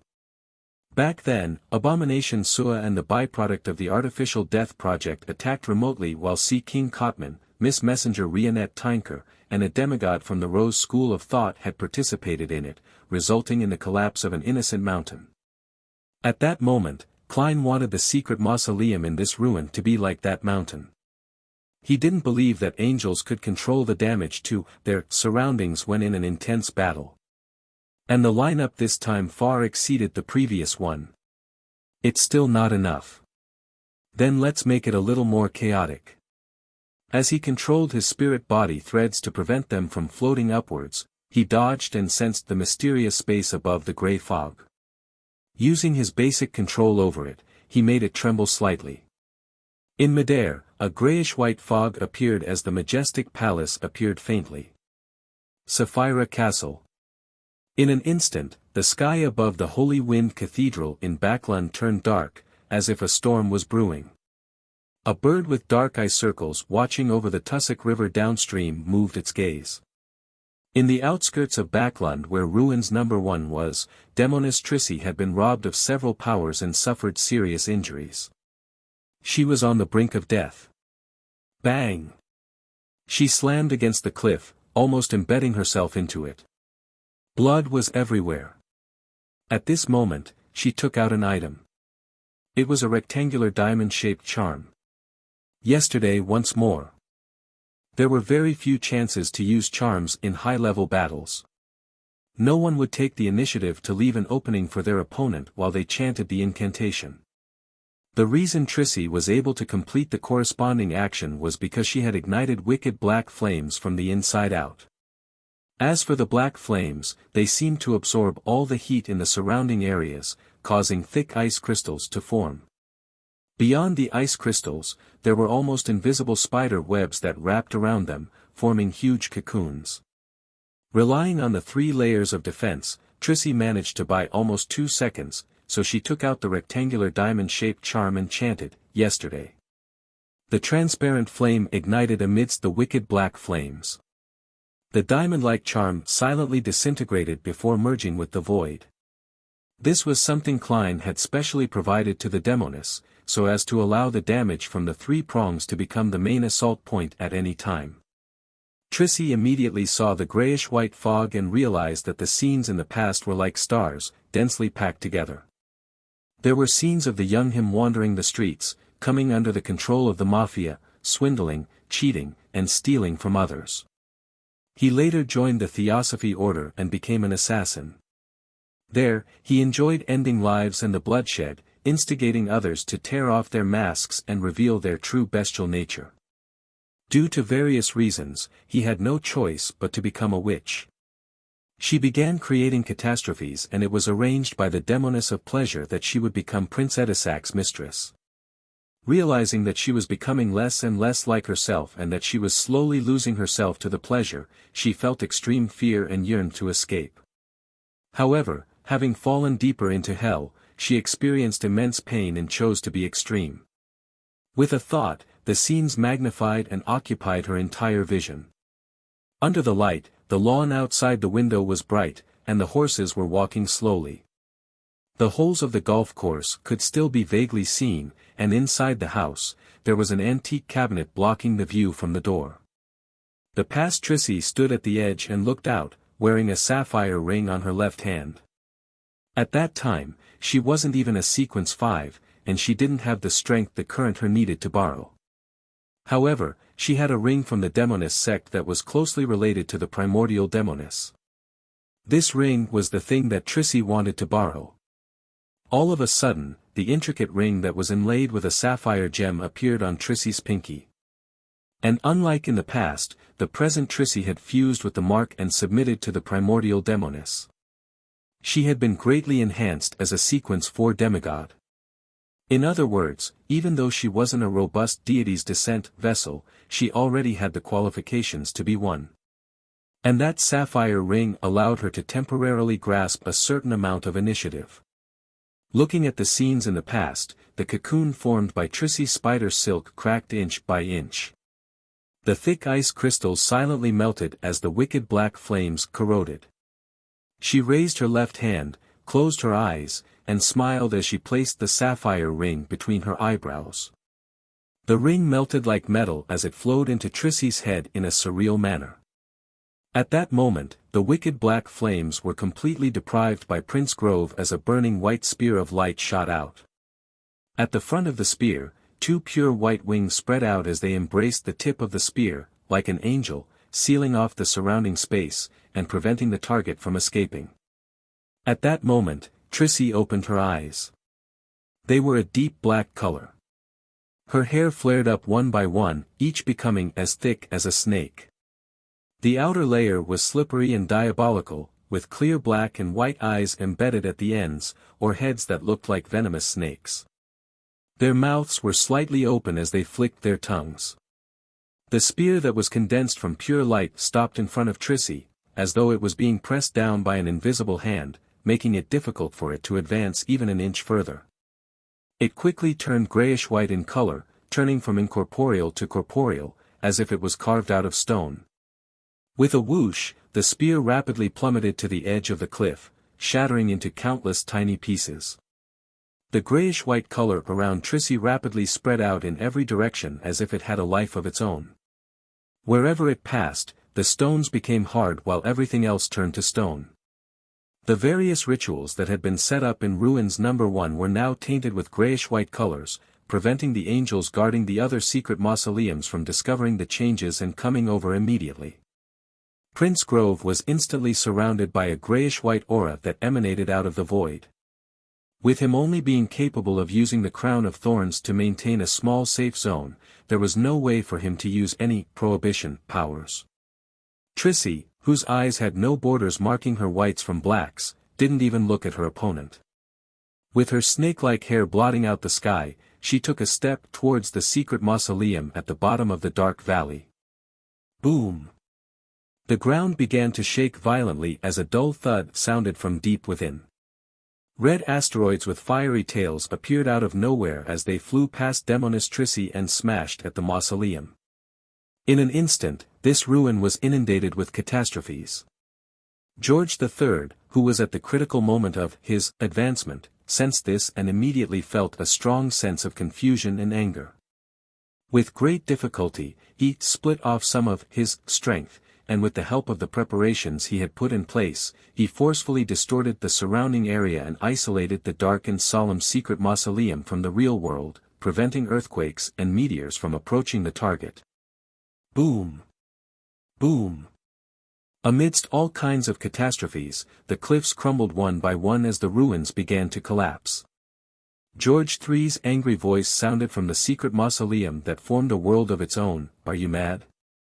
For a sequence 4 to forcefully accept the power of a true deity, the only outcome was death. Trissy laughed. The skin on her face had been pushed to its limits. Inch by inch, they crumbled, revealing the blood and flesh that was squirming wildly underneath. This extremely terrifying demonist scoffed and said, "Isn't the ending of a lovely story supposed to have all the bad guys die? For example, you, or me." Before Trissy could finish her sentence, she wore that tragic smile on her face as the asteroid plummeted into the twisted secret mausoleum in a bid to destroy it. In another mausoleum, Klein didn't put on a strong front.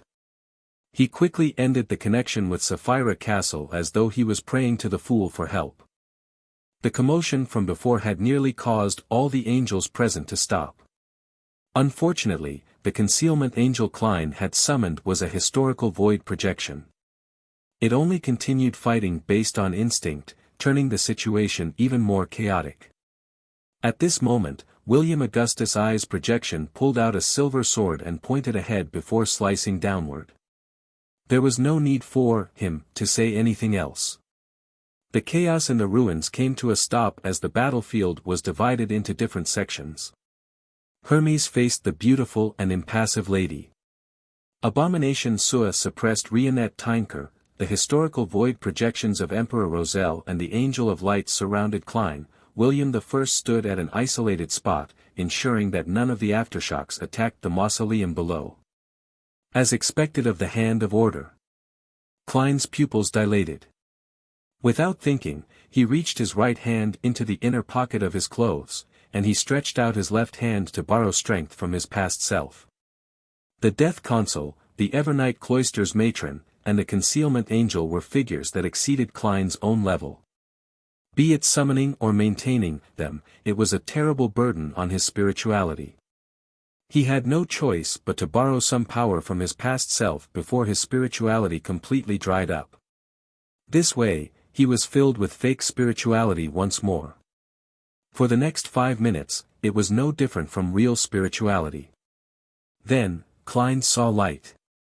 The angel formed from pure light, which also had illusory wings on his back, made the layers of light surge towards him like a tidal wave, drowning him. In the bright white sea of light, something suddenly appeared. It rapidly plummeted and approached the secret mausoleum. It was a dark-colored book that consisted of goatskin. Groselle's Travels. Using his ability to split into worms of spirit, and his enhanced ability to shape-shift, he shrank into bookmarks made of flesh, embedding themselves into the book, using it to block the endless light's purification and melting effect. But even so, he was still severely injured because the light still could illuminate part of his body. This wasn't the end. Standing right beneath Groselle's Travels was Emperor Roselle, dressed in gorgeous clothes, waiting there with his hands raised. Without second thoughts, Klein could only activate the first method he knew of to protect himself, hiding in the historical void. Boom! A loud thunderclap boomed outside the ruin. It rumbled in the distance in the beginning, but by the end of it, it was ringing in one's ears. Klein, together with the projections in the historical void, and all the living beings in the ruins were awed and turned stiff. Instantly, the sea of light dimmed. But no, there was a figure that wasn't affected, the concealment angel of the Church of Evernight. The beautiful but dull-looking lady took the opportunity to phase her body, transforming into many symbols that symbolized concealment and terror. She extended the strange world, enveloping Hermes, Rionette Tinker, Sua's arm, the Angel of Light, and William Augustus I within.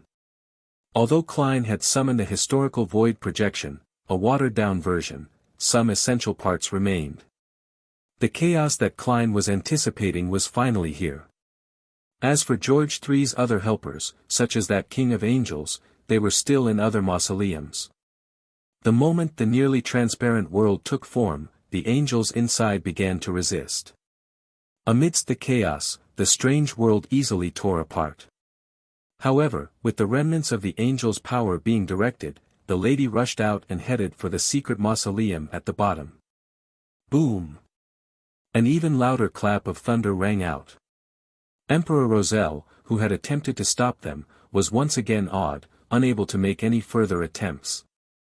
In an instant, the dark and majestic secret mausoleum was hit.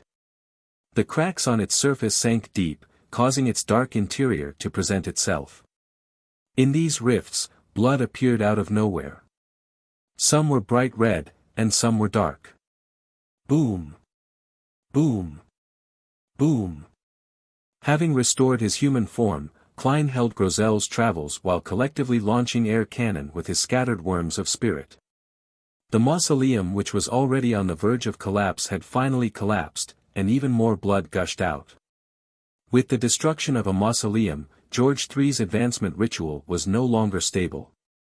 He lacked the key pillar of support. If only one mausoleum was under attack, he might have been able to rely on his tenuous connection with them to put up a resistance to a certain degree. But now, he had suffered too intense of an attack. His already incorporeal body suddenly boiled, unable to maintain the distortion outside. The mausoleum that was isolated from reality finally appeared in front of Trissy. On Trissy's tendril squirming face, the corners of her mouth curled up. Backlund City, Memorial Square. My subjects. The stern and old-fashioned George III with his mustache was finishing his speech when there was a loud explosion. His flesh and blood transformed into a flurry of fireworks that sprayed into the air. Chapter 1149 Escape. When Audrey and company below the platform saw this scene, it was as if they were admiring a large magic show. For a moment, no one realized what had happened. A few seconds later, the scene started to turn disorderly. Amidst screams, the king's guards all rushed up the platform. The cabinet ministers and the House of Lords nobles subconsciously sought a place to hide, or they mustered their courage to follow the guards to check the scene. Audrey looked on in a daze. She wasn't too surprised, but she felt that it was surreal. If Mr. World paid strong attention to someone, it meant that they were being watched by Mr. Fool. And to date, none of Mr. Fool's goals had failed. This was the will of a deity. In the other municipal square in Backlund, Melissa, Benson, and company also heard the explosion before realizing that the king's speech had come to an abrupt stop. After a moment of silence, people began to turn rowdy as they began breaking out into a discussion amidst hushed whispers. Fear of the unknown and fear of the future slowly occupied their hearts. In the outskirts of Backlund, inside ruins number 1. George III's mind was a blur. He felt something that couldn't be resisted inside his body as a volcano of extreme madness erupted in his mind. It was changing his body while distorting everything around him. Indistinctly, he saw a huge black throne, one which he was sitting on. He wore an emperor's crown, looking down upon the real world with great pride. He had reign over his subjects, and he was equal to the deities. He reached out his hand in an attempt to grab this future, but countless curses and attacks of unknown origins kept striking him. It prevented him from touching that future. No, George III's hand, which had faded, hung in midair as his consciousness tore apart as his body mutated completely. Trissy, who had been reduced to a blob of flesh and blood, enveloped that shadow of order using her countless thick snake hair. Boom! In the outside world, in the area corresponding to ruins number 1, large amounts of dust were stirred up into the sky like the thickest of smog.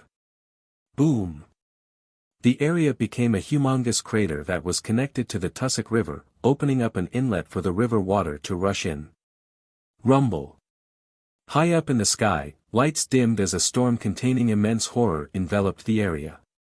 Further away on a mountain peak, 2 figures watched this scene without anyone speaking a word. They were the demoness of unaging Katerina, who was wearing a pure white robe, and the pale, hooded red angel evil spirit. After 2 seconds, Saintess of White Katerina sighed softly and said, "The reason we wanted to find her was because Primordial told us that she has strong inclinations towards self-destructing." The red angel evil spirit listened silently as his expression twisted slightly. "I know who interfered with my response." Katerina thought of various answers, but she couldn't be sure. Ultimately, she chose to remain silent. The red angel evil spirit slowly said a word, "Evernight." After a pause, he suppressed his emotions and added, "Otherwise, I would have long found Trissy cheek." Without waiting for Katerina to respond, the red angel evil spirit turned around and left. In another ruin, a hint of joy flashed past Klein's eyes when he saw the secret mausoleum collapse and spill out copious amounts of blood. But it was ephemeral because he had to turn his attention back to his situation. With George III's ritual failing and him not becoming Black Emperor, it meant that his goal had been achieved. What followed next was to escape. At that moment, while the mausoleum's destruction didn't have any significant impact, Rionette Tinker followed her agreement with Klein, and she didn't stay any longer. She first entered the spirit world and fled deep inside it. The power she borrowed from herself was coming to an end. The maintenance of the beautiful, concealment angel had already reached Klein's limits. After it transformed into a strange world, it naturally disappeared. Inside the half-collapsed ruin, Klein faced the arm of Abomination Sua, Hermes from an ancient time, Emperor Rosel's projection, William Augustus I's projection, and the Angel of Light projection, as well as the thunder that pointed at an unknown location. Any one of them had the ability to easily kill him. Visit our L-list novel. Common for him to summon a historical void projection at the angel level wasn't something that could succeed within a few attempts. Without any hesitation, Klein's body turned incorporeal as he attempted to hide in the historical void. At this moment, a vortex suddenly appeared in the grayish-white fog in his vision. It was made up of countless transparent maggots that extended out transparent and slippery tentacles. Zeratul. Zeratul's actual body had appeared. He had been waiting in the historical void for Klein. At that moment, Klein's action of entering the historical void could no longer be reversed. All he could do was watch helplessly as he was pulled in by the vortex and thrown into the center. He wanted to snap his fingers and ignite another paper crane, but he realized that no flames could rise up there. Having probed him once, Zeratul was confident of his trump card. By relying on his level suppressing him, and the authority of bizarreness, he made Klein unable to control the flames anymore. In addition, Klein's intuition told him that the destination after making a teleportation attempt was mysteriously connected to the vortex formed by the transparent maggots. He was unable to escape, nor could he summon enough helpers. However, Beyonders of the seer pathway never perform unprepared. The vortex formed by the transparent maggots slowly spun as it received a visit initiated by Klein. The transparent and slippery tentacles swam over in an unstoppable manner. They reached towards him, but they only wrapped around the ancient book covered in dark-colored skin. The blood on the book's surface hadn't completely faded. Grosel's Travels. At the most dangerous moment, Klein pricked his fingers, allowing his blood to flow onto the surface of Grosel's Travels. Then, with a whoosh, he entered the book world and temporarily escaped the fatal trap set up by Zeratul. The moment he entered the book world, he immediately stretched out his hand and grabbed forward, pulling out a marionette that he had temporarily possessed from the historical void. Vin Rambis. He had once tested that he could summon the projections of true history here. After all, it belonged to Sapphira Castle, and praying to the fool in the book world wasn't obstructed. Of course, if that didn't work, he had other ways to resolve it. He could summon Justice Audrey, who existed in the book world's history. In short, he needed a mid or high sequence beyonder from the spectator pathway to bring him into the sea of collective subconscious, into the city of miracles, live seed, and into the hall of truth. Time was of the essence, so the faster, the better.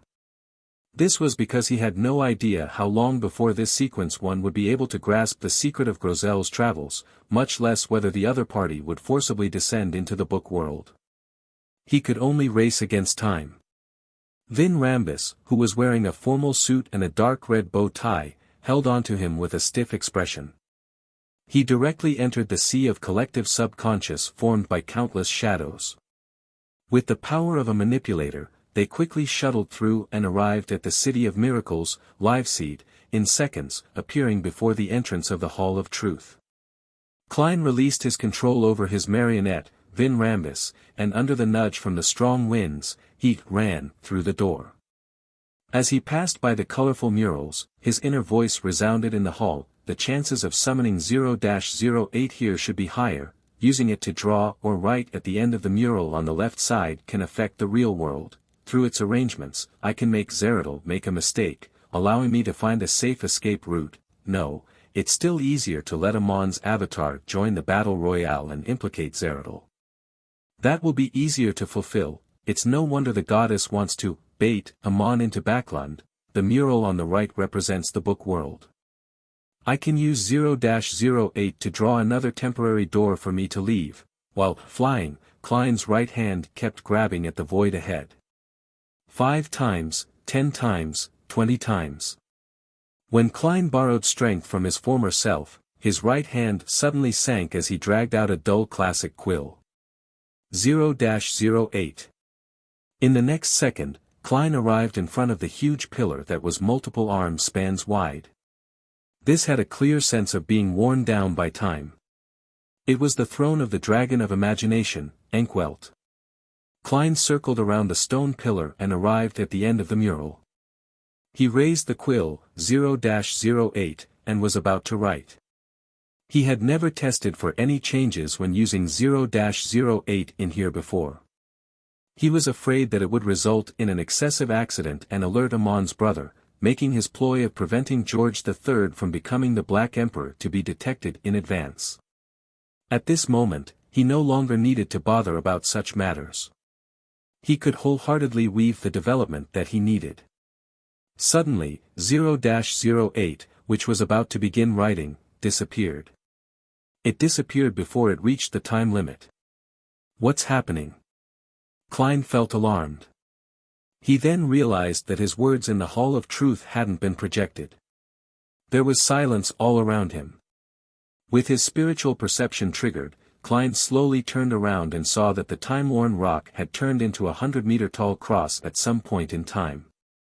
In front of the cross was a huge, blurry figure standing there. Facing everything with its back, it was observing all life with compassion.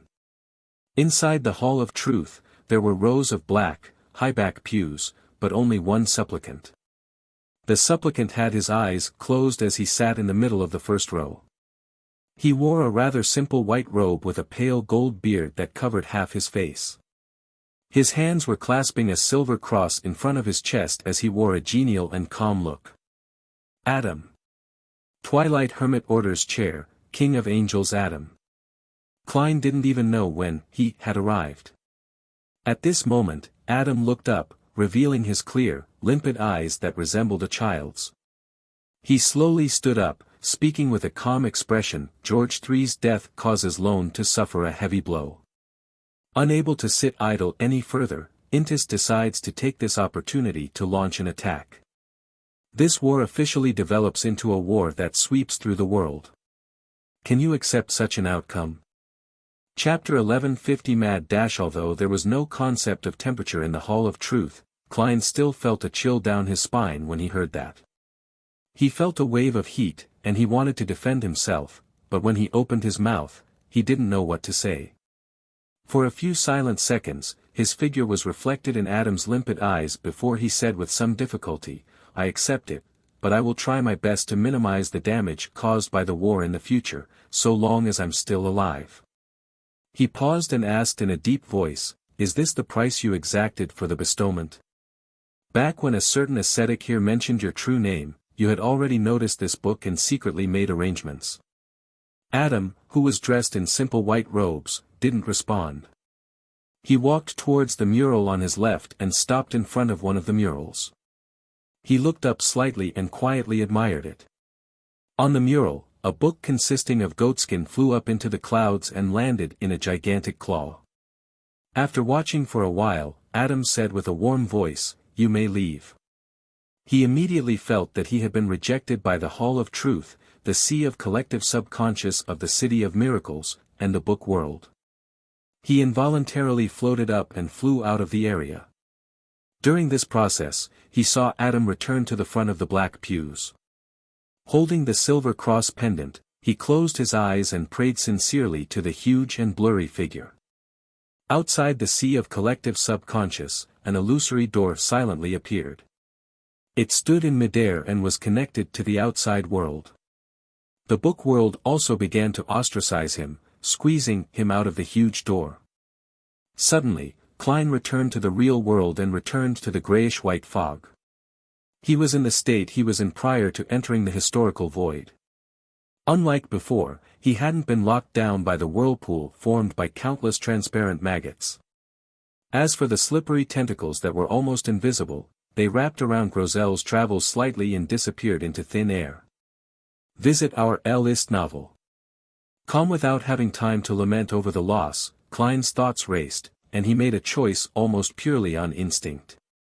He leaped into the grayish-white fog in another direction and hid in a shattered spot of light. This was the so-called historical void. Klein regretted it the next second because Zeradol's slippery and terrifying tentacles had extended out from the grayish-white fog. The countless translucent maggots were no longer formed a spinning whirlpool as they disintegrated into a tidal wave that surged towards him. Zeradol could actually fight in the historical void. This was the suppression effect that high-level members of the same pathway had against lower-level ones. A demigod of the same seer pathway was always the best choice for dealing with a seer demigod of a lower sequence. Without any hesitation, he ran through the spots of light and into the depths of the fog of history, just like his advancement. Scenes of the secret mausoleum collapsing, Backlund's suffering an air raid, and the tragic Great Smog flew behind him. However, the dangerous premonition in his heart didn't weaken at all, instead, it intensified significantly. He even saw a thick shadow getting closer and closer, covering himself.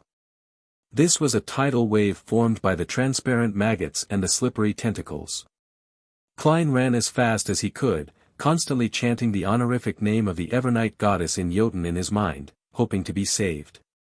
This was the only thing he could do, and she was the only existence that could save him at the moment. Of course, if he knew of Amon's honorific name, he would definitely attempt to provoke this blasphemer. Only by messing things up would he have a chance of surviving. Rosel's declaration as emperor, the modification of the steam engine, the battle of the violated oath, the White Rose War, and the 20-year war flashed past one by one. Klein realized that his body was being increasingly covered by shadows, and his consciousness was gradually slowing down. He had a feeling that he was having his spirit-body threads controlled. At this moment, hounds of Fulgrim ran out of the grayish-white fog's various spots of light. They were covered in pitch-black short fur, their eye sockets burning with dark red flames as the corners of their lips extended to the back of their heads. This group of monsters-like creatures, the Sapphira Castle Keepers, ran past Klein and rushed behind him. He immediately regained his lucidity. F***ck. He cursed himself, his eyes slightly red as he continued running with his vision blurred. He went from the fifth epoch to the fourth epoch, and from the fourth epoch to the third epoch. The massive shadow that resembled the tidal wave behind him paused for a few seconds, then it continued surging towards him as if nothing had happened, drowning out the historical voids he passed through. Klein didn't hold back in expending his spirituality. He used all his might to run with the light spots that he had lit in the fog of history. He ran from the third epoch to the second epoch until he arrived at a lonely fragment of light.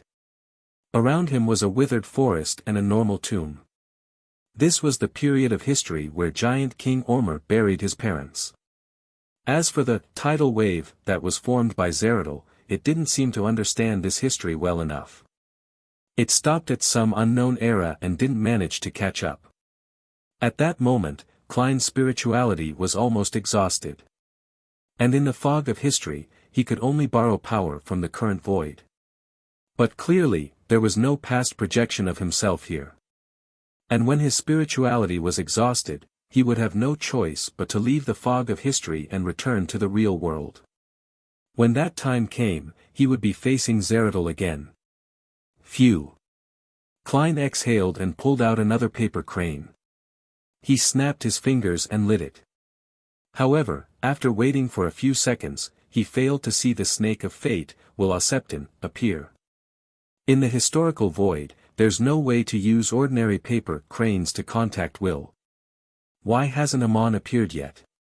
As his thoughts flashed, he could only repeat in Jotun, the Evernight goddess who stands higher than the cosmos and more eternal than eternity. You are also the Lady of Crimson, the Mother of Concealment, the Empress of Misfortune and Horror, Mistress of Repose and Silence. After holding on for a few seconds, he suddenly had an idea. Hence, he didn't hesitate to leave the fog of history and return to the real world. Just as his figure appeared, his spirit-body threads floated into the air and was grabbed by a slippery, transparent tentacle. And opposite him, another figure appeared at the same time. It was the barefoot, linen-robed ascetic leader, Ariana. Based on Klein's abilities, the angel-level historical projection he had summoned must have disappeared.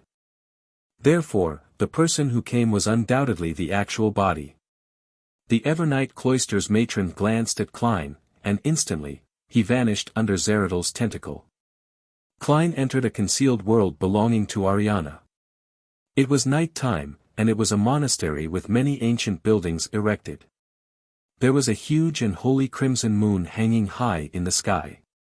Using the experience gained from their past cooperation, Klein immediately used traveling to appear in the crimson moon, leaving this concealed world in order to appear elsewhere. After returning to reality, Klein had already distanced himself from Zeradal. Hence, he didn't hesitate to use traveling to directly leave. And having held Zeradal back for a short period of time, Ariana entered a concealed state and left the battlefield. Boom! A terrifying thunderclap boomed as the transparent tentacle that attempted to reach out to where Klein had disappeared suddenly retreated, disappearing along with the actual body. Having teleported to the sea, Klein couldn't be bothered to borrow strength from his past self. He first summoned a paper figurine from the historical void and shook his wrist. Most of the items he had with him had been destroyed when he became a bookmark. It was unknown where he had lost his marionettes, Konas and Inuni. Of course, they might have evaporated under the illumination of the Angel of Light. Pa! The paper figurine burned with scarlet flames as it leaped up into the form of an illusory angel that had layered wings on its back. It embraced him and removed any traces. Then, he activated traveling once again and left the area. In the secret mausoleum in East Chester County, William Augustus I and Queen Mystic Bernadette managed to sense the death of George III, either through the changes in order or via their clairvoyant abilities. The latter didn't stay any longer. Her body suddenly separated like a collection of soap bubbles that reflected light, scattering in all directions before bursting. William Augustus I wasn't in the mood to stop or chase after her, but he didn't feel much pain. After making a huge detour, Klein, who had used Angel's Embrace 3 times to remove his traces, finally returned to Backlund secretly. It was probably the safest place. He didn't return to the apartment he had previously rented. Instead, he found a hotel in the Backlund Bridge area and got a room. Of course, he didn't forget to change his appearance, height, and temperament. The more ordinary and common his appearance was, the less attention he would garner. After entering the room, Klein endured the mental fatigue and physical trauma he received, and he began to chant the honorific name of sea god Calvetua. He planned to take 4 steps counterclockwise and head above the gray fog. He wanted to use his true vision and the real Angel's Embrace to confirm his surroundings to eliminate any latent dangers. Fortunately, Zeradal should have signed a contract with George III, so he can't leave the mausoleum he was guarding as he pleases. Otherwise, I would most likely have become his marionette in that chaotic battle. The appearance of him and Abomination Sua exceeded my expectations. Klein heaved a sigh of relief and took 1 step in a counterclockwise manner. He opened his mouth and chanted in Mandarin, the exalted. Suddenly, Klein's body trembled. His voice came to a halt as he froze on the spot. In his line of sight, a figure had appeared on a chair beside the full-body mirror in the room. He was a young man of medium build, wearing a dark-colored jacket and trousers. He looked like a mixed-blood man with Lone and Balam roots. This was the marionette that Klein had lost, Winner Inuni. Inuni smiled as he faced Klein's pair of eyes that could no longer move. Don't randomly leave your marionettes around. They can be tracked. As he spoke, he slowly stood up. He casually took out a crystal monocle from his pocket and slowly wore it on his right eye. End of the 5th volume, Red Priest.